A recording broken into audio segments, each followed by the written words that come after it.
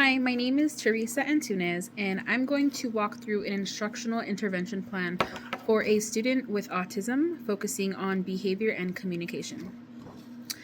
This student is in a self contained classroom and has limited verbal communication. They use gestures and are starting to use an AAC device.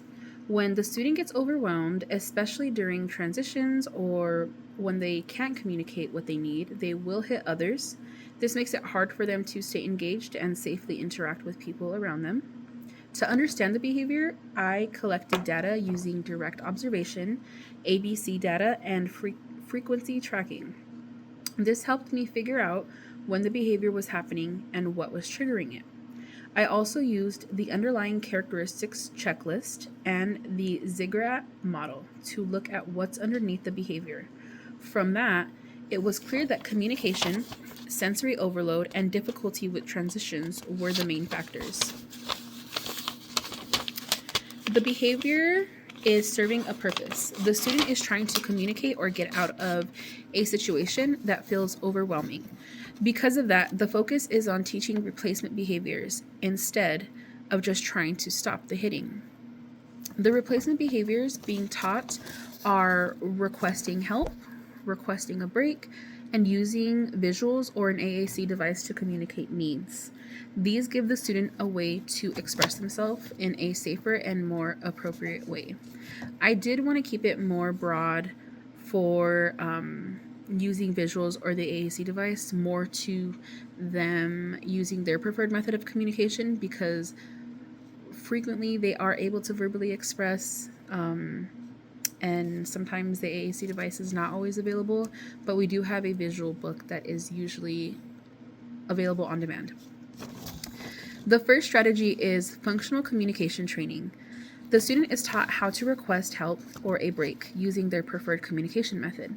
Staff model it and prompt it when needed, and reinforce it immediately by honoring the request. Prompts are slowly faded as the student becomes more independent. The second strategy is using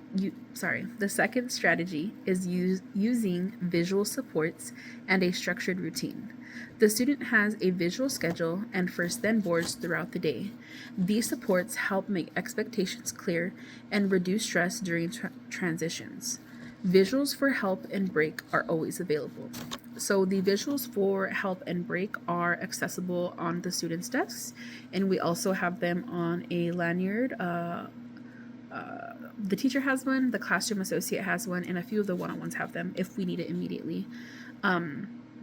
The visual schedule is posted in the back of the classroom near where the student sits and is accessible throughout the day. Everything is Velcroed, so if there's a change in routine, we're able to immediately remove it and put, what's next to help them know what is expected next.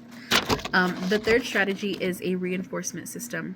When the student uses appropriate communication or stays regulated, they get immediate reinforcement, like a preferred item, a break, or attention.